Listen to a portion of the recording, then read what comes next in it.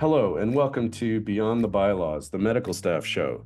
This is Husch Blackwell, LLP's podcast covering the legal and regulatory aspects of hospital medical staffs.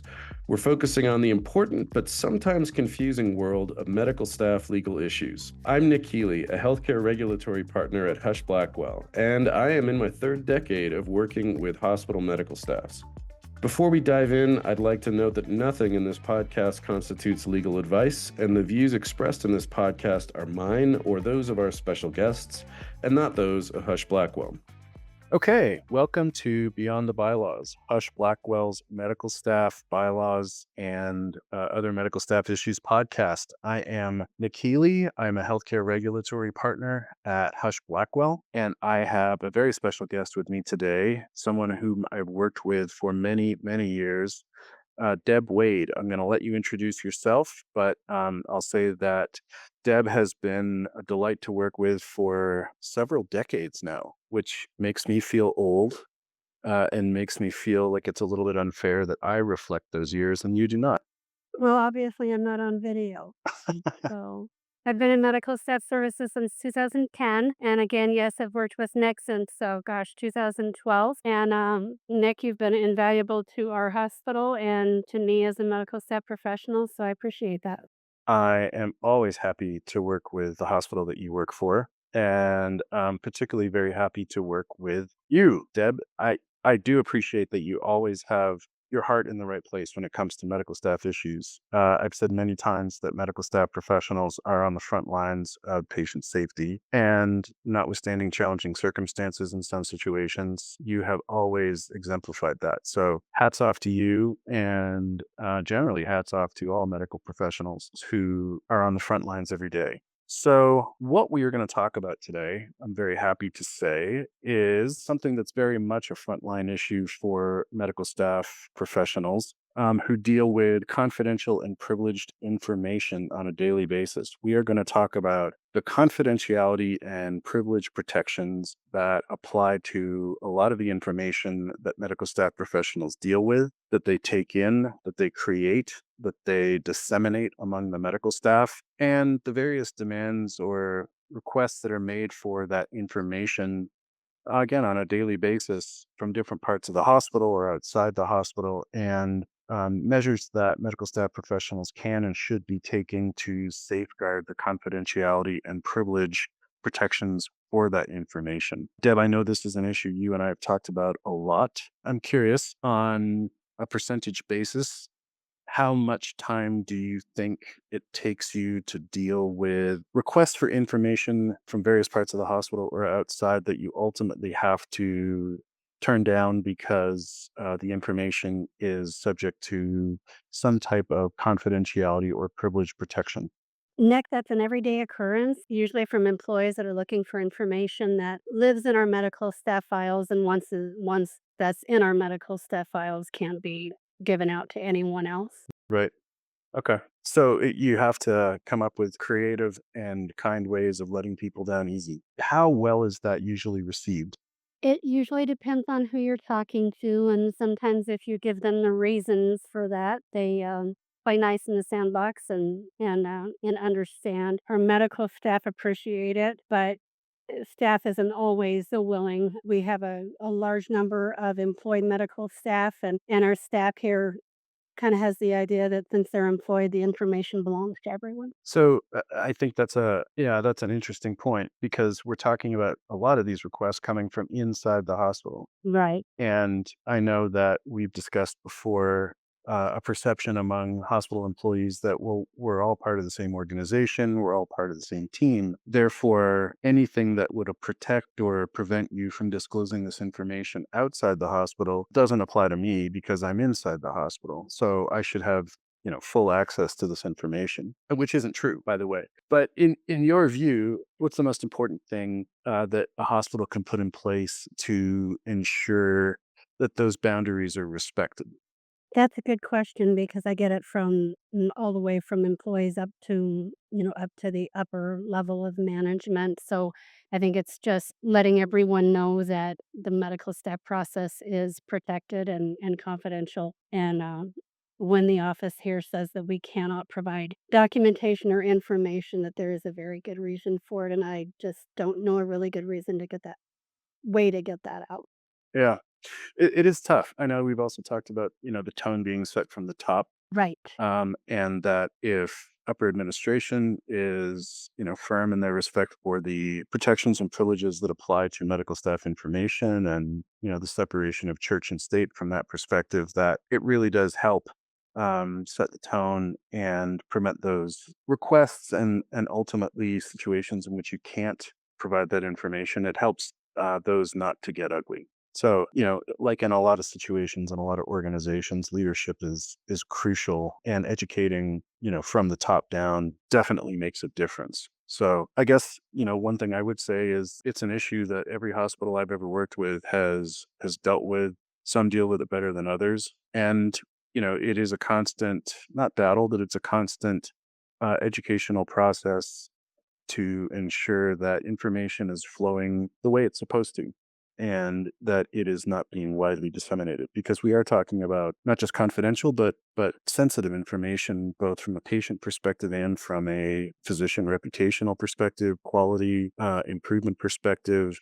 This deals with disciplinary issues for physicians, and so it's something that, the medical staff particularly has a great stake in making sure is, that confidentiality and privilege is respected. But it also can be some of the most valuable information to other people in the organization.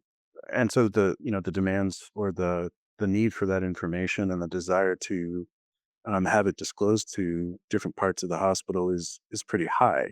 One great example is physicians that are employed by the hospital. Medical staff information concerning those positions is routinely requested by the administrators who are managing those employed physicians. And in a lot of situations, that information cannot be provided to those administrative people simply because they are outside the medical staff process. And although it would be very helpful for them to have it, there are protections against that information being provided to any employer, whether they are inside the hospital or outside. And so that can be a real flashpoint, and can be very difficult to deal with for a lot of hospitals. Another one might be payer credentialing for employed physicians or contracted physicians who are still ostensibly independent, but for whom the hospital does billing and collecting. Payer credentialing specialists within the hospital may want that information in order to facilitate getting those physicians or other providers credentialed with payers so the hospital can get paid.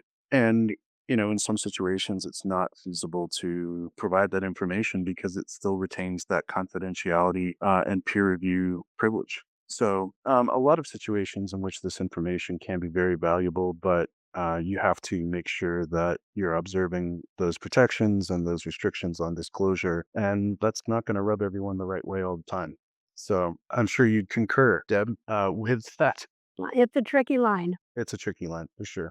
Okay, so just to dive into the meat of what we're talking about, generally we're talking here about information that is created or received by the medical staff office that is covered by what I'm going to term peer review privilege laws. And those look different in every state. There's a variety of different information that falls under those protections, but generally it provides confidentiality and potentially privilege protections for information such as credentialing, corrective action proceedings, including but not limited to hearings or investigations, and quality improvement activities. And the protections that peer review privilege laws provide are generally that the information is not discoverable or admissible in many types of litigation, like malpractice cases. So, if you have evidence of a peer review that was done regarding a specific physician's care by the medical staff, then if that physician is sued for malpractice,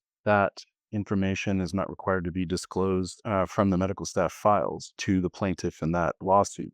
There are exceptions to that. It can be, the information itself isn't necessarily privileged or protected if it can be obtained from what's called an original source. So simply because the information exists in medical staff files, if it wasn't created by the medical staff or received or created in a medical staff process, then it can be gotten from the source that originally created it. And so there are ways for plaintiffs to get that type of information. But if the peer review is performed solely within the auspices of the medical staff, then it's likely going to be confidential and privileged and won't be able to be disclosed or subpoenaed or anything like that in a malpractice case. I also do want to make a distinction between privileged and confidential because different types of information can be subject to a peer review privilege, which means which is essentially a protection. It's not required to be disclosed if it's subject to a discovery request or a subpoena in a lawsuit, as opposed to confidential, which means that the person that is holding the information is required to maintain the confidentiality of it, but under some circumstances, it can be subject to being discovered in a lawsuit through a discovery request or subpoena. I always think of confidentiality as a burden on the individual that or entity that has the information. They are required to keep that information confidential and not disclose it. And privilege is more of a shield. If you hold privileged information, you are not required to produce it if it's subpoenaed or subject to a discovery request. So it's kind of a fine distinction, but it's one that can make a big difference if the information that you have is confidential and you get a discovery request for it, and other information is privileged and you get a discovery request for it. You're going to treat that stuff differently. And one example of confidential information that isn't necessarily privileged is quality management information, as opposed to peer review information, such as information that's generated by a hearing, that is generally going to be privileged and not required to be disclosed pursuant to discovery requests. So, Deb, I'm curious from your hospital's perspective, do you draw good lines around or boundaries around those two types of information? We certainly try to, and I'll just say that we have a really good medical staff attorney that helped us out with that when there's any question. I'll have to get his number or her number afterwards. So if I have any questions. I'll send it to you. Okay, fair enough. I'm curious. I mean, I know that the hospital you work with, the quality management or branch of administration isn't necessarily the same. It works very closely with, but it's not under the same auspices as the or in department as the medical staff office. And so when information is required to be shared between the two of them, how does the flow of that information look? What do you do to make sure that privileged information isn't necessarily being disclosed outside the medical staff processes, but quality management information is being drawn into the peer review or medical staff processes? That's also a pretty fine line, and we try to kind of stay in our own lane, but again, sometimes the two do meet. Do you guys have policies covering the different types of information? We do, and they probably need looked at, but yes, we do have some policies. Does quality management or quality improvement information, specifically feed into medical staff processes? Not always from my standpoint. It doesn't come into my office for the most part. It does go to medical staff leadership, but then it kind of gets lost, I think, that way. Okay. And I'm assuming that quality management information or quality improvement information can go up through administrative channels as opposed to medical staff channels too. It can and it does sometimes, yeah. Okay. And when we talk in a minute about waiver, that's going to be important because if information is generated, I mean, if the quality improvement department is operating on behalf of the medical staff pursuant to a policy that says, when the quality improvement or quality management department is doing these things, it is acting as an arm of the medical staff. You have a much stronger argument that that information can be considered privileged if it is reporting up through administrative channels, even though it may be doing similar things. That information is likely not going to be considered privileged, at least under the peer review privilege laws. It may be confidential from a quality management or quality improvement perspective, but the purpose for which the information is created or used can make a big difference to whether it has confidentiality protections or privilege protections. So, making sure those processes are well laid out in policies or procedures can be really important to preserving the protections that apply to that kind of information. So anyway, other exceptions to the confidentiality and privilege that may apply to this kind of medical staff information, negligent credentialing claims, although it's, in a lot of cases, It's not an exception that is written into the peer review privilege law that actually sets out the medical staff peer review privilege. Courts have found that plaintiffs in a negligent credentialing case wouldn't be able to prove their claim if they weren't allowed to have access to this information. And so courts have created an exception in a lot of states for negligent credentialing claims and plaintiffs in those cases to get access to that type of information.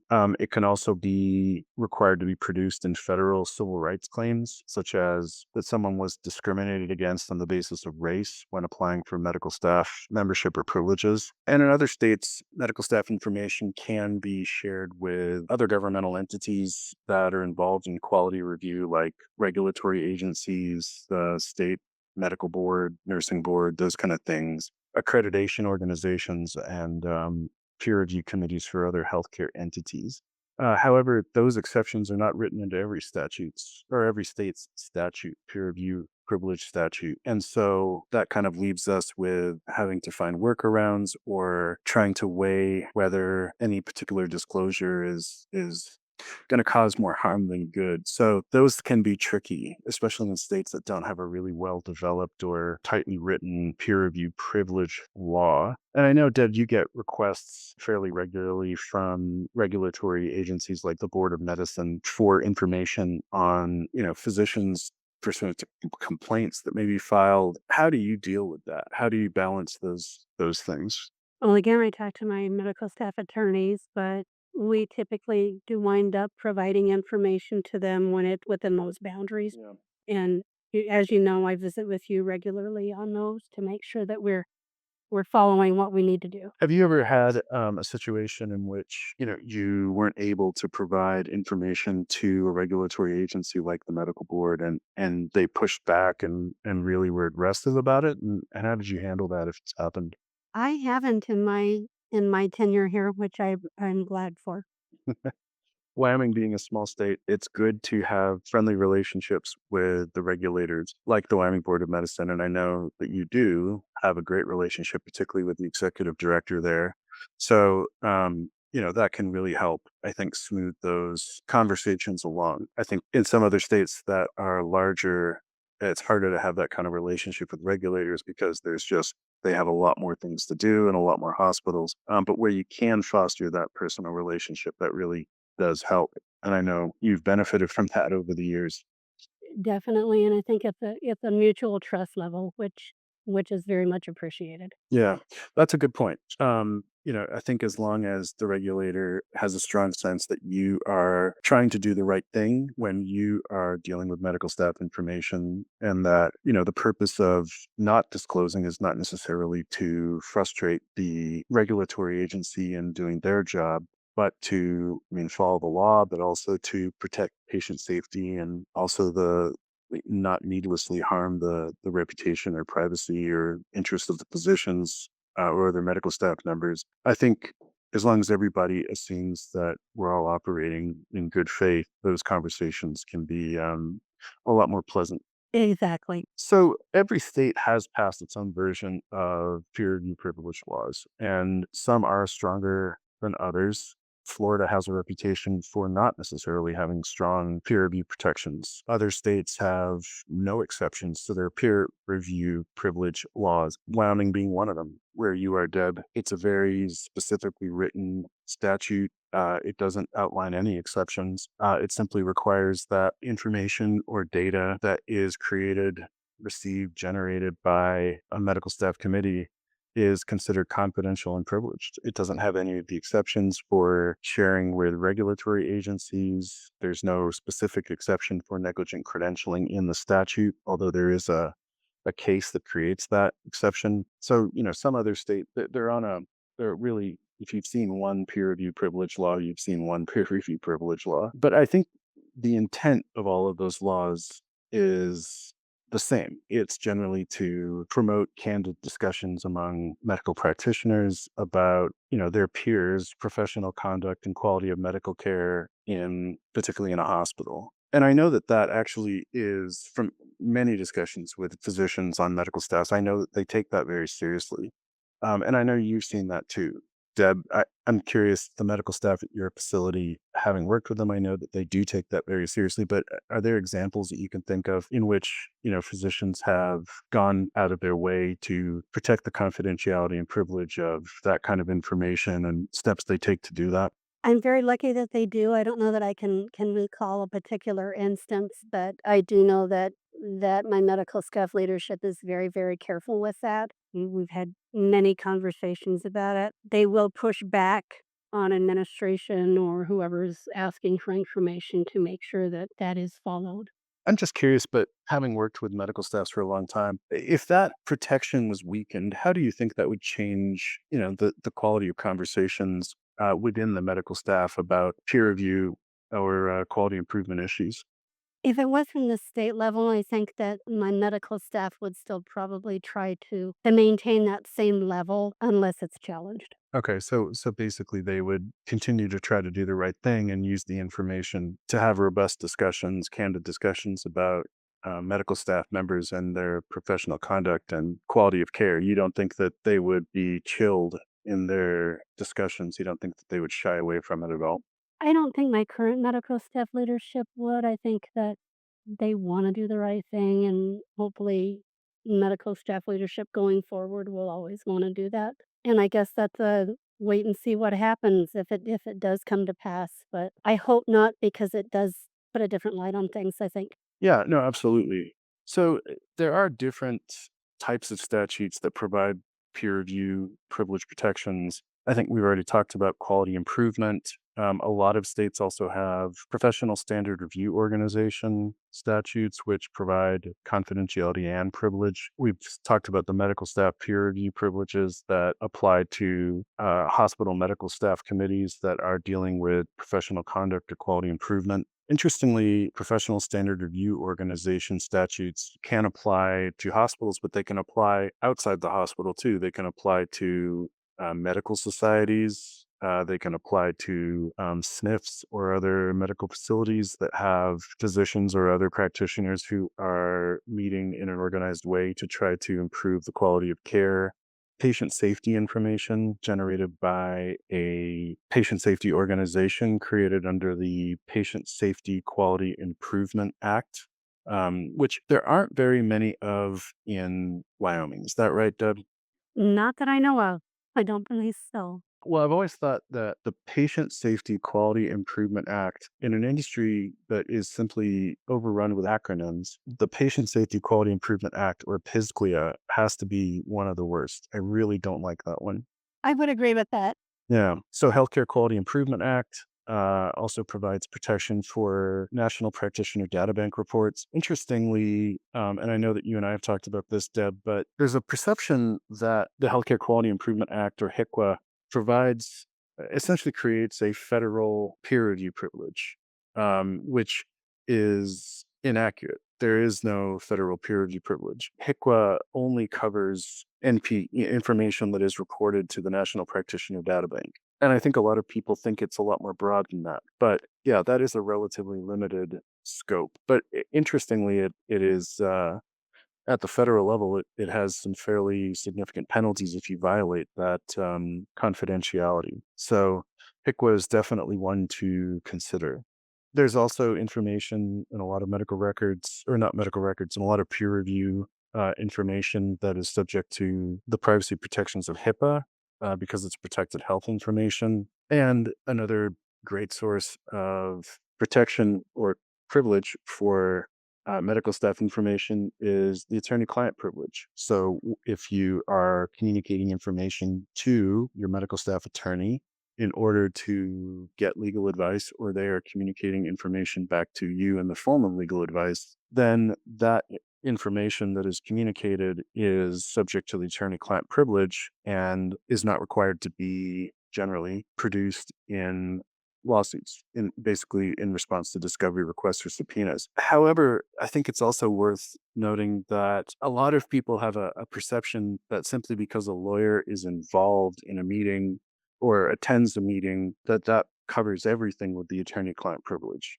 And the reality is it doesn't. It only covers information that is communicated to an attorney or by an attorney in the form of or to obtain legal advice. And so to the extent that, medical staffs have an attorney present during all of their meetings, but the attorney isn't really there for anything more than creating the illusion of having an attorney present or everything being subject to the attorney-client privilege, it's not going to be effective to protect the information that's disclosed in the meeting. Another privilege might apply, but simply having an attorney there is not going to be enough. And I'm curious, Deb, have you seen people or have you seen medical staffs or administration in hospitals? Have you seen that happen where they figure, oh, we've got an attorney here. Everything we say is privileged.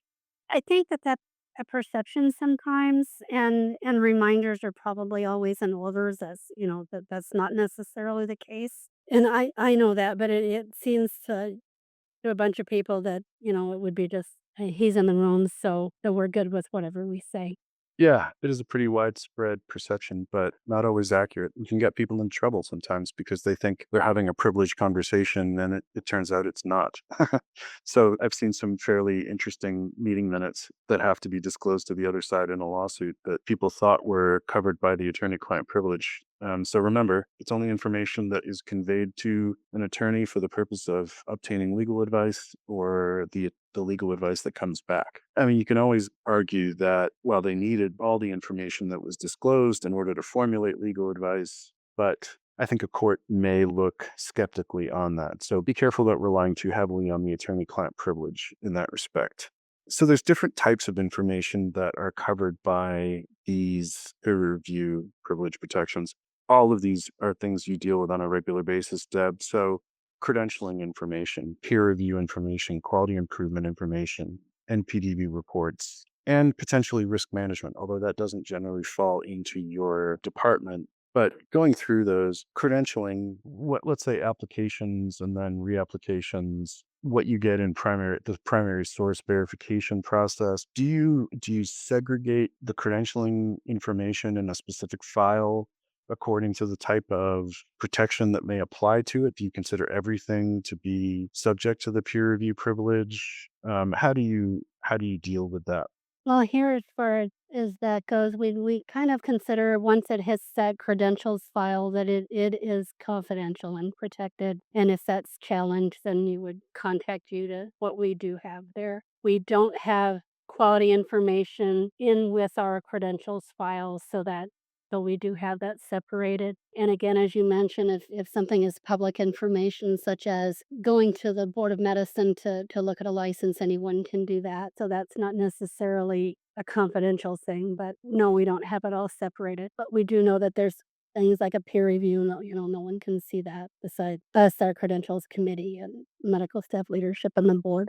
Credentials files are an interesting beast, I guess I would say, in any case, because a lot of that information is painstaking to collect and to verify. And so other departments in the hospital, like HR, if you have an employed physician or payer credentialing, that's the stuff that they don't want to have to duplicate. If you're going to have to get it in the first place, then they would like to have access to your credentials file in order to simply get that information for their purposes, which is perfectly reasonable from a human nature perspective. Nobody wants to reinvent the wheel. And so it makes a lot of sense. But in a lot of situations, credentialing files can be where the rubber meets the road in terms of access and quest for that information by other departments. And potentially, if your state does have a waiver doctrine so that things can be covered by the peer review privilege unless they are used for some other purpose, in which case they lose that privilege. You may end up by disclosing some of the information from a credentialing file, you may end up essentially losing the peer review privilege as to the whole file. So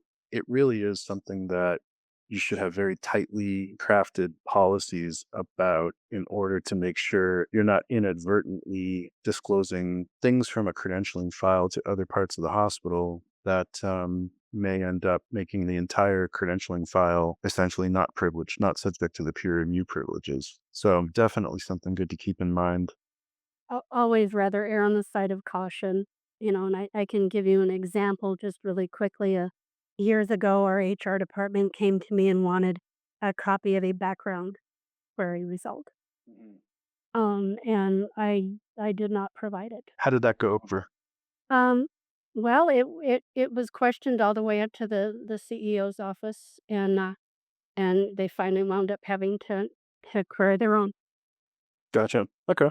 Fair enough. And I think, administrators especially can look at the cost of duplicating those things and really push back and be like, why are we doing this? Why are we spending money to have created something that exists in another part of the hospital's files? And, there are ways to essentially prevent that duplication from happening. In a lot of situations, the medical staff credentialing applications will start with the medical staff. And people like you, Deb, are the ones who put a lot of the time and effort into creating those credentialing files and doing the primary source verification. But if the demographic and basic information was created by a different part of the hospital, let's say it started in HR or payer credentialing, and then it was shared with the medical staff instead of going from the medical staff to the other department, then everyone else would have access to it. There wouldn't be a question about whether it's subject to the peer review privilege because it probably wouldn't be. And then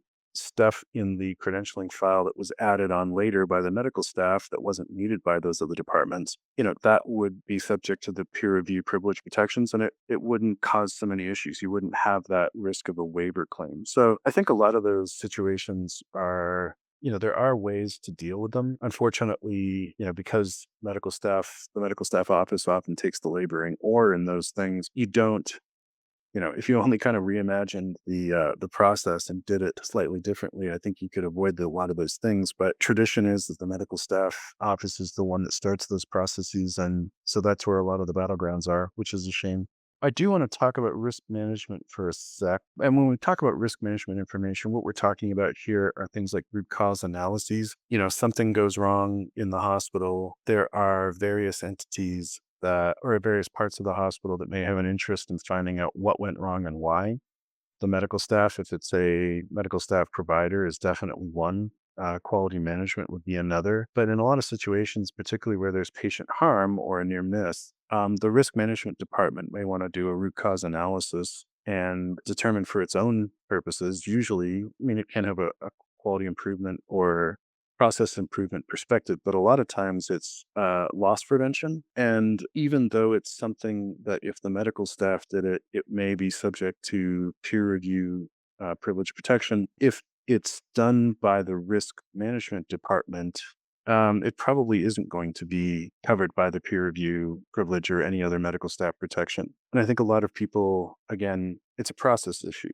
If parts of that were done by risk management first, under potentially the attorney work product doctrine or attorney client privilege, then it could potentially be disclosed to the medical staff, and the medical staff could use it for its own purposes, after which time it would be the information that was created by the medical staff on top of that root cause analysis may be subject to or protected by the peer review privileges. But if it's in the risk management department, that root cause analysis is usually not going to be covered by those privileges. And so I think in a lot of those situations, again, thinking about the process, thinking about where something should start, and if you are jeopardizing the privileges that may apply to those things, I think that can really stand you in good stead. Deb, I'm curious about your interactions with risk management. How does that generally go?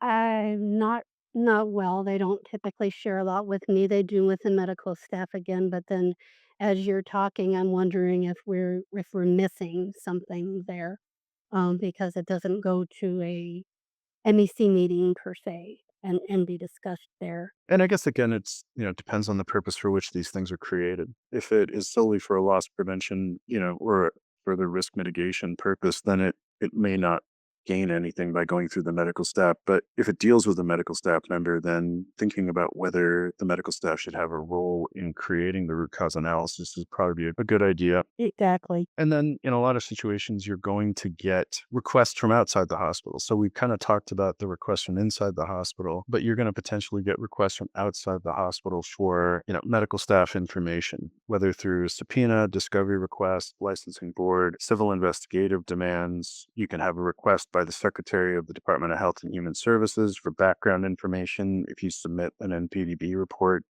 or National Practitioner Data Bank report, and the physician seeks review by the secretary of that report.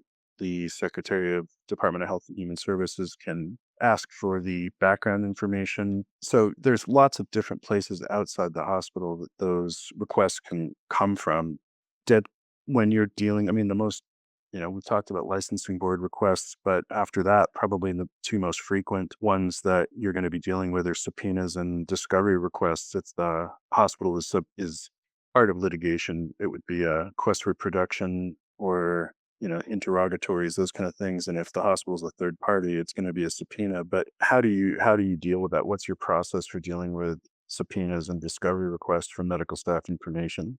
All of those typically do go through our quality rep department, and of course, then I know that information if we have a subpoena for something and the quality department is handling that. I'm certainly hoping that they're talking to those attorneys, and if it's something that is generated to this office that doesn't go through quality, then again, I'm working with our medical staff attorney for that. Gotcha. Okay. Is there a particular type of legal proceeding you see more than others? I mean, is it generally, requests for information in med mal cases, or have you seen any family law, immigration, criminal, those kind of requests come through? With immigration, typically, I wouldn't get involved with that at all because that typically doesn't hit a credentials file to the best of my knowledge. A lot of times, I'm not even told from by the quality department why they're looking for what they're looking for. Mm, okay. Fair enough. So I guess, we're kind of, this is a topic where confidentiality and privilege of medical staff information is a topic we could go on for a long time. And, I think we've covered the highlights. I am wondering though, Deb, if you could wave a magic wand and you could improve one thing about the information sharing, the confidentiality and privilege issues that come up at your hospital, if you could wave a magic wand and solve one of them, what would it be, and how would you solve it? I think it's just getting, as you say, it comes from the top and having administration get the word out to all of the staff at the hospital that the medical staff office isn't information central Mhm. and that there's reasons why we can't give them the information that they're looking for. Yeah. I'm still waiting for that since 2010. Patience is a virtue, and it's one you have in spades, Deb. So, and you, as is your sense of humor. So, lose neither, please. Oh, never. Yeah. Thank All right. Even though there's lots we could talk about on this particular topic, I think we're going to draw it to a close there. I do want to thank Deb Wade, medical staff professional extraordinaire at an acute care hospital in Wyoming, who I've worked with for many years, for her time and sharing her expertise and experiences. And we will be back in a couple of weeks with the next episode. So tune in, and thanks everyone for listening.